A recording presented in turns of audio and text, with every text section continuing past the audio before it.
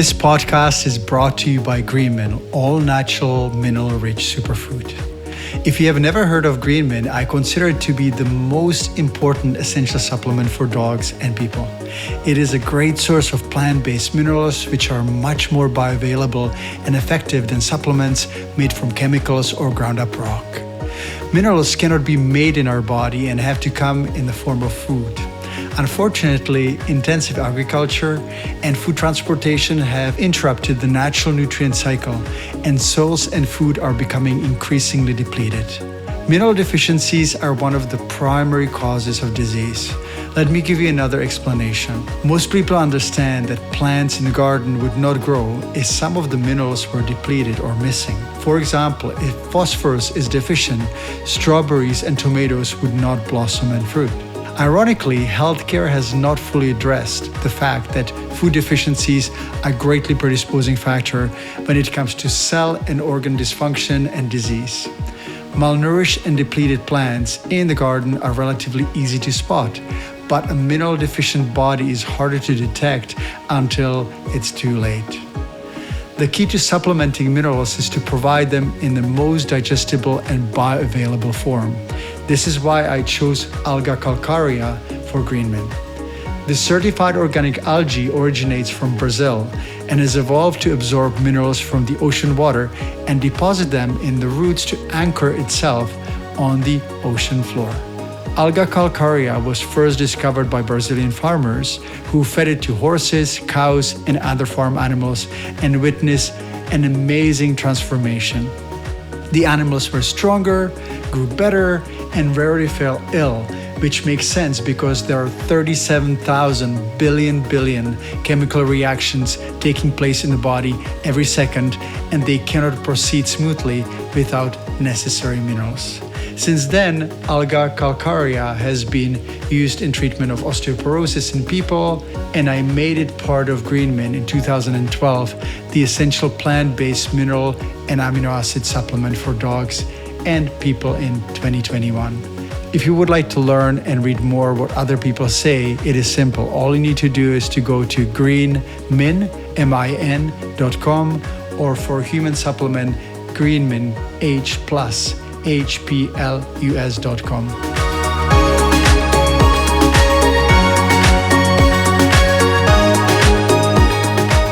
Hello, my dog lovers. This is Dr. Peter Dobias, and you're listening to Not Just About Dogs.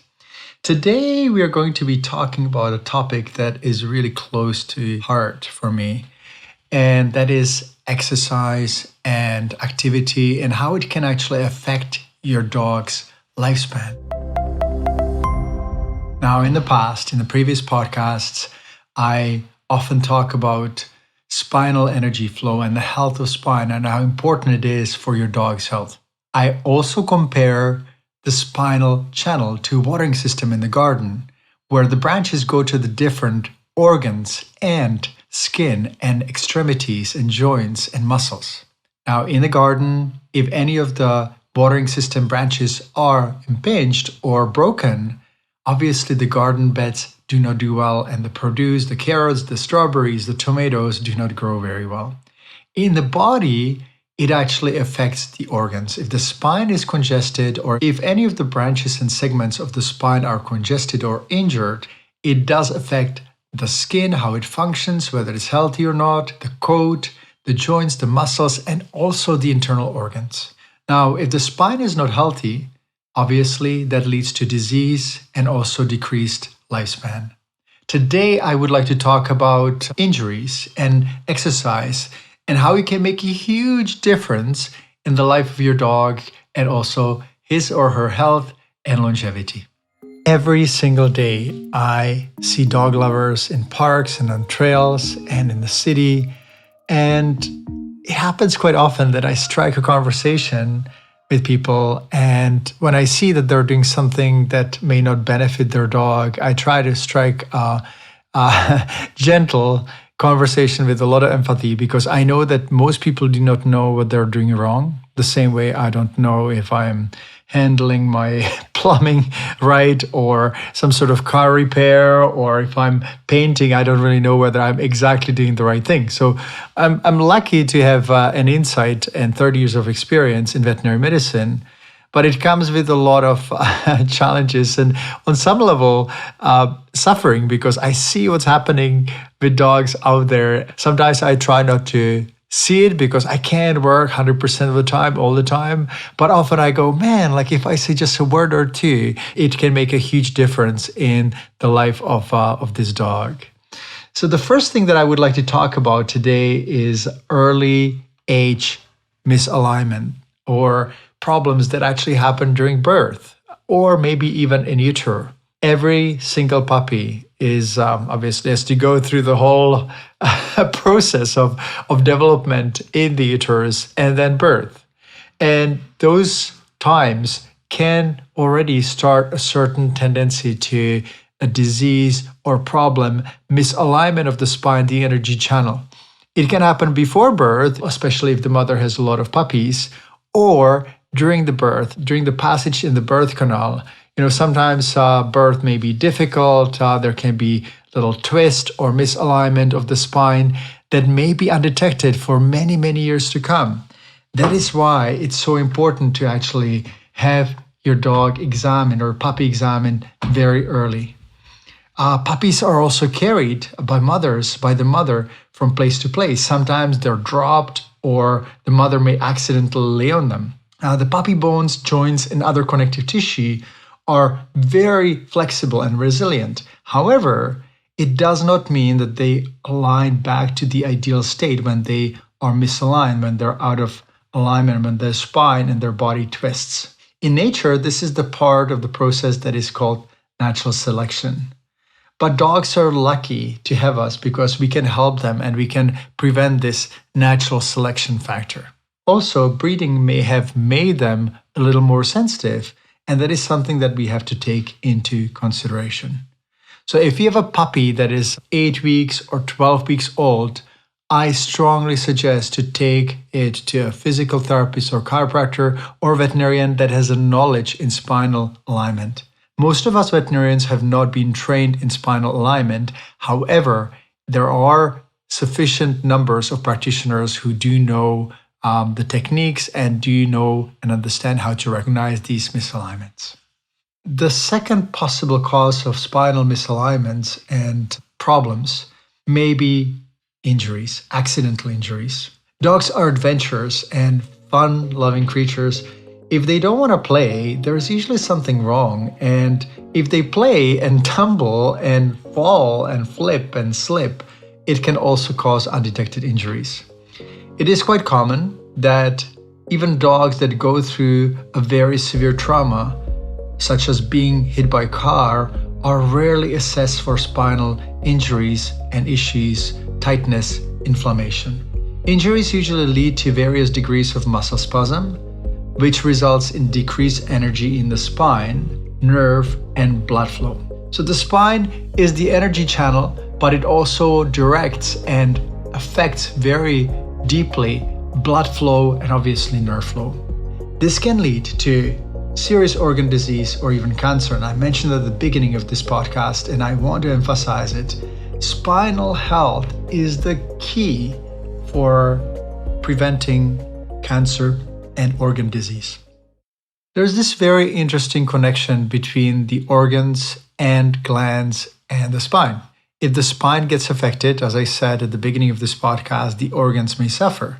But also the affected organs can signal up to the spine and they can make the muscles along the spine tight.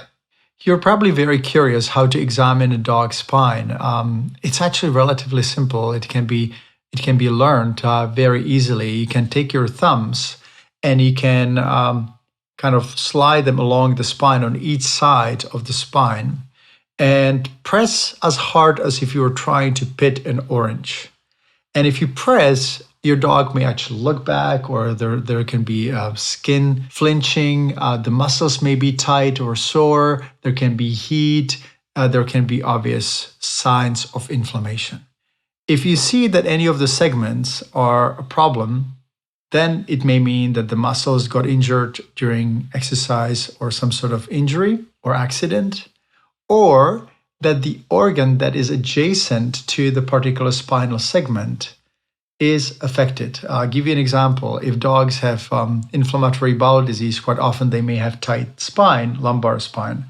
But lumbar spine can also affect the function of the intestinal tract. So you always have to treat the local organ, let's say the gut, and the spine, the lumbar spine, in case of intestinal disease. In humans, this is very common. If you see, let's say, men having prostate issues, usually they have a history of severe lumbar sacral pain and back issues before the prostate inflammation or even cancer happens. So it's super important for us to have strong core and address all the injuries, and the same applies to dogs. Many dog lovers are surprised when I say that exercise and repeated obsessive activity is actually one of the greatest causes of immobility and injuries. Over the last several decades, many dog lovers have promoted their dogs to very important family members. That means that they take their dog's well-being very seriously, and they take them on walks, and they make sure that they get enough exercise to make sure that their dog's quality of life is good. And I know that we just care so much about our dogs and their happiness. But the problem is that as a result of this change, dogs get over-exercised. We sometimes overdo it. In the past, it wasn't a problem because most dogs were just in the backyard and they weren't walked as much. But in the past few decades, that has changed. And some of the most problematic exercises are ball throwing, road or downhill biking, excessive swimming, repeated leaping or jumping on the ground or in the water, leaping and running in deep snow, and frisbee play. Now, I would like to talk a little bit more in detail about some of these activities to make sure that you understand that in no way my interest is to make your dog miserable and less happy. What I'm trying to do here is to increase your awareness of what you can do and what you shouldn't do as much in order to prevent these injuries. So let's look at ball throwing. Dogs love to retrieve balls, and I don't blame them because it's the closest thing they can do to chase bunnies and wildlife. However, in nature, they wouldn't be chasing 50 bunnies in half an hour or 15 minutes. And I see some dog lovers, well-meaning dog lovers, standing in the park and chucking the ball, and their dog runs and slips and slides and breaks. And unfortunately, this is too much. This is not a natural movement. Dogs that are young can be fine for years, but then when they turn 5, 6, or 10, then you start seeing the differences between those dogs that retrieve a lot and are obsessed with balls. Border Collies are good examples because they're really high strung and they're very active and they're fast and all that. But when they reach later age, an older age, they're really decrepit and often they cannot move. So if you do like to throw a ball for your dog, do it a few times on a walk, do it in a certain place, make sure that you do not succumb to your dog's request to throw it over and over and over, and do something else. And I'll talk about the right exercise and what I do with my dog at the end of this list. Now, road or downhill biking. I have seen many dogs injured by biking because I used to live in Whistler, BC, which is a ski resort, but also in the summer, people bike a lot. And they think that their dogs love biking, but what they're trying to do, they're trying not to lose their owners. And as a result, they often overdo it. And, you know, when you're excited about bike ride, it's hard to notice that your dog is exhausted. And often I see serious problems and injuries, back injuries, cruciate ligament tendon injuries, and other issues. So biking, ideally not for dogs. And if you want to bike with your dog, go jogging speed and not any faster. I think that it's okay to take a dog for an uphill ride when you're pedaling hard. But if you're going downhill, you have to go jogging speed. Otherwise, it's too much. Excessive swimming, this is an interesting one because I've noticed that dogs that swim a lot, like labs and golden retrievers, they can have two different areas that they injured. One of them is the shoulders and the armpits. They often scratch in the armpit area because their muscles, their front leg muscles, are quite tight, especially if they do nothing else in the summer than they swim. And they can swim sometimes for hours. The other area that I've seen dog injure if they swim too much is the tail and sacral area. When they wag the tail and they're kind of trying to steer with the tail, it actually leads to so-called rudder tail. It's actually a symptom that signifies that there is an injury and inflammation in the sacral in the sacral area and coccygeal area, the area of the tail. So again, excessive swimming can cause injuries, and I would recommend letting your dog swim for half an hour, maybe 45 minutes, or even an hour, but not longer than that, and vary it with other exercises. It's super important to make sure that your dog's exercise plan is varied, that they don't do just one thing. Repeated leaping or jumping on the ground or in the water. Again, if your dog loves to leap in the water or leap in the snow, again, make sure that they don't do it for too long, and examine the spine and observe your dog. Is he or she sore after the exercise or the next day? Sometimes dogs slow down. They don't want to sit down, or they suddenly stop jumping on the couch. All those are signs that there is a problem. If your dog loves these exercises and these activities, make sure that you examine him and make sure that you take them to a chiropractor, physical therapist, acupuncturist, veterinarian who has a knowledge of spinal alignment and muscle function. Now, frisbee play. Frisbee is a border collie sport, but other dogs love it too. Jack Russells and Aussies, and there are so many dogs who love frisbees. They love it because it's hunting for them. Unfortunately, I've seen two things happening when dogs are obsessive about any retrieving and chasing of toys. Number one, they sometimes start chasing skateboards and bikes and runners and cars, and it can be very dangerous. So again, if you see that your dog is obsessed with frisbee or ball, make sure that you do other activities and do this as a special treat.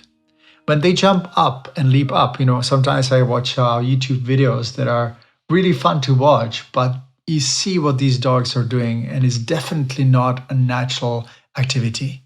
Ideally, your dog's exercise should be as close to their natural patterns as possible, and no wolf, coyote, or dingo chases 100 rabbits or balls in the span of 40 minutes on a daily basis. They do not leap up in the air after 50 ducks taking off in the air. And they do not swim for hours on end. They may swim across the river, they can wade in the streams and rivers, but they will not swim in the lakes back and forth, back and forth. That's unfortunately a result of our breeding, but the body has not adjusted. I can hear some of you saying, but my dog loves ball retrieving or the frisbee, and I understand that. But if you look at their lifespan and their health and their quality of life, what is better? A few ball chase sessions that lead to injuries or healthy and longer life? I'm sure that you would choose the latter. And it's all a matter of deciding how to go about it and be nice to yourself. If you made some mistakes in the past, even with your previous dogs, it's learning, it's life. I made them too. My first dog, Sky, was ball obsessed during the first 6 months of his life. I actually threw the ball the same way many dog lovers do. And he ended up with chronic diarrhea that was related to actually some misalignments in the lumbar spine. And that's how I've learned why these injuries affect the internal organs, and in this case, the digestive tract. But as soon as I stopped and I redirected his attention to hide and seek in the park, taking him for long jogs and hikes in the forest, interacting with him in a gentle way, teaching him tricks and doing all sorts of different activities together. He couldn't care less about ball throwing. It was just in my head. So whenever you're unsure what to do with your dog, please follow the nature. You don't need to even follow me, but look at what canines do in nature and follow that. The next one on my list are collar injuries, neck injuries. This is the kind of trauma that actually happens to many dogs because most dogs wear collars. People are unaware when the collar is too tight or tightens up when a dog pulls that it decreases the energy flow to the rest of the body. The neck is actually a very central to the energy flow to the head and also to the rest of the torso. If there is any restriction, and collars obviously are very restrictive on the level of nerve, blood, and energy flow, it can actually affect many different areas of the body. There's a vagal nerve that actually originates in the cervical area, and it governs the lungs and the heart and the kidneys and the stomach and the intestinal tract. I also have seen many dogs that pull on the leash and have this restrictive tension and tightness around the neck, suffering from ear problems, suffering from paw licking because the nerves get injured. So it is super important to consider using a harness as opposed to a collar. Some people use these face harnesses, and there's one problem.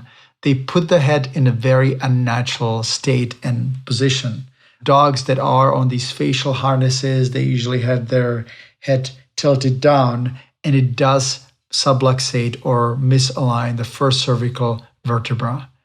It took me about 2 years to actually find the right harness. I went through dozens of different harnesses and testing them, and usually they're not designed ideally because they pinch the armpit area or they don't fit well and they slide. And dogs are different sizes. They have different chests and different waist and different body types, which leads to really difficult fitting. So when I found Perfect Fit harness, which is made in the UK, I was thrilled because it's beautifully padded. It's made of 3 separate pieces that can be put together based on your dog's body type.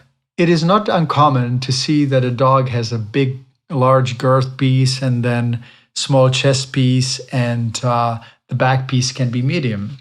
The most important part about this harness is that it frees the neck and it prevents any restrictions and tightness around the neck.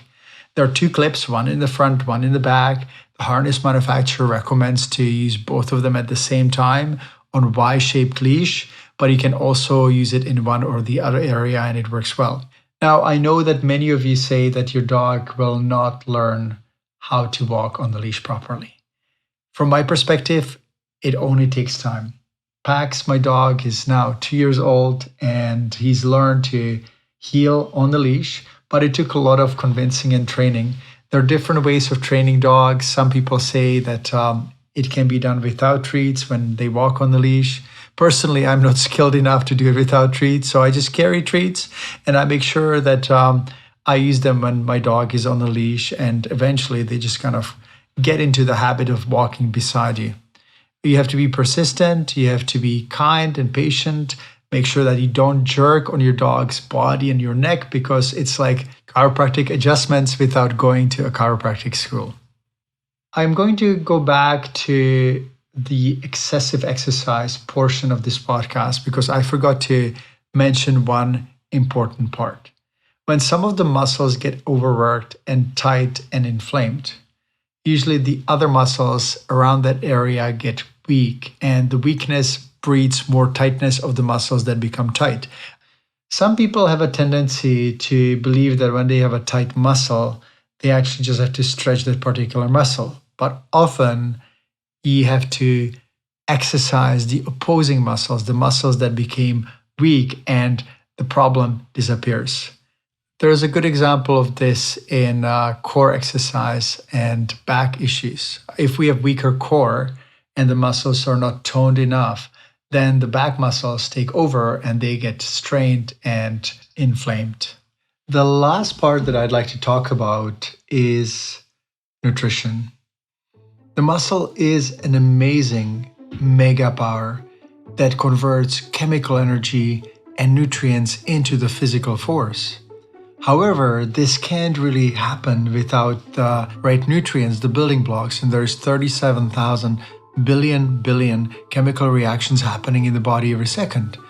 The muscles are a place where very busy exchange of electrolytes happens all the time, whether you're resting or not. We know that calcium is really important for contraction of muscles and also magnesium, because if there is lack of magnesium, we have a tendency to cramps. The environment of the muscle is highly dependent on what we eat. And if our diet is not optimal or our dog's diet is not optimal, then the muscles cannot function, and as a result they get tight or spasmic, and the back and the spine and the energy flowing along the spine will get affected. I've been saying this for a long time, that food is no longer what it used to be, because we've used our soils and overused and abused our soils for more than a century now without replenishing the nutrients in a traditional way. If you look at the African savanna, the animals graze grass, and then the herbivores get eaten by the carnivores, and then they all eventually go in the soil, including the manure, including the animals, the bones, all that. However, in the modern agriculture, food is transported at long distances, and this results in unfortunate depletion of the soils. The farmers cannot afford to renew the nutrients exactly the same way nature would, and transporting the compost back to the location is unreasonable and not feasible. Therefore, we really have to supplement the essential nutrients that the body cannot make, and this is why I strongly recommend the Fabulous Four, the essentials: minerals, fermented vitamins, probiotics, and omega oils. I know that some of you may think that good food is enough, but my experience has been that it is not. I've been fortunate to see this in thousands of patients and see the differences between the animals that get the essential nutrients and those who don't. For most people, it is logical to fertilize the garden, and they know what it looks like when tomatoes don't get the nutrients. They don't grow, there is no fruit. But somehow we keep forgetting that our body is even more complex and it does need the essentials. I've had the opportunity to also see two of my dogs, Sky and Pax. And Sky was not as lucky as Pax because he didn't get the essential nutrients until he was about 7 or 8 years old. He was doing okay, but his health was definitely not as robust as Pax's. I've been working as a vet for 30 years, so I'm definitely used to people not always following my advice. But it doesn't mean that I won't keep trying to explain why the methods that I use are actually effective and why you can create healthier and longer life for your animal friend. And if you have any questions, you can always go to peterdobias.com, my website, and search in the search window there. And if you don't find the answer, which is actually quite rare, you can always email us. And for those of you who are new to our community, I encourage you to subscribe to our newsletter because I publish a lot of new information on how to keep your dogs healthy and happy for many years to come. Have a wonderful day and give your dog a hug for me. Take care.